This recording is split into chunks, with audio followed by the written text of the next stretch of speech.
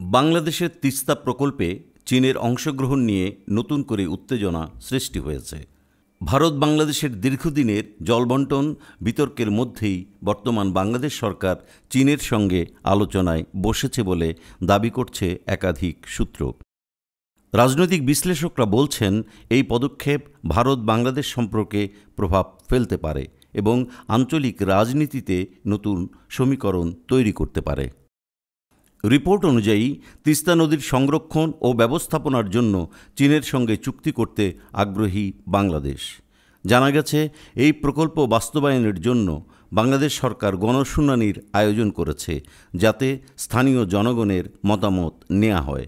তবে বিশেষজ্ঞরা বলছেন, এটি শুধুমাত্র প্রকল্প বাস্তবায়নের প্রশ্ন নয়, বরং আঞ্চলিক রাজনীতির অংশ হয়ে উঠছে।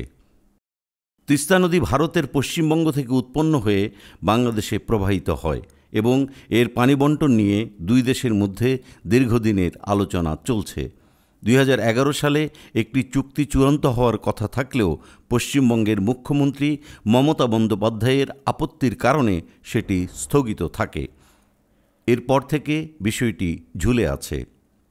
এখন চীনের প্রত্যক্ষ অংশগ্রহণ ভারতকে নতুন করে কূটনৈতিক চ্যালেঞ্জের সামনে ফেলতে পারে।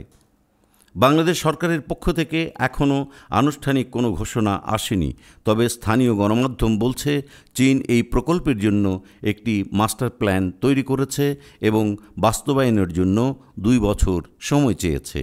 বাংলাদেশ সরকার শর্ত দিয়েছে যে তিস্তার 2 তীরে বসবাসকারী জনগণের মতামত নিয়েই প্রকল্প বাস্তবায়ন হবে এবং 2025 সালের ডিসেম্বরের মধ্যেই কাজ শেষ করতে হবে।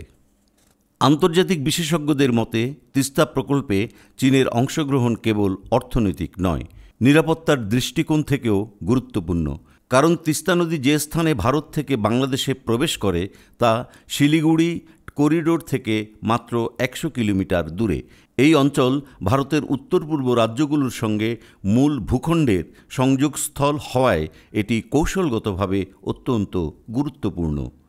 বর্তমান পরিস্থিতি ভারত বাংলাদেশ সম্পর্কের ওপর কী প্রভাব ফেলবে তা এখনও স্পষ্ট নয়। তবে বাংলাদেশ সরকার যদি আনুষ্ঠানিকভাবে চীনের সঙ্গে এই প্রকল্পে চুক্তি স্বাক্ষর করে, তাহলে ভারত কঠোর প্রতিক্রিয়া জানাতে পারে বলে ধারণা করা হচ্ছে।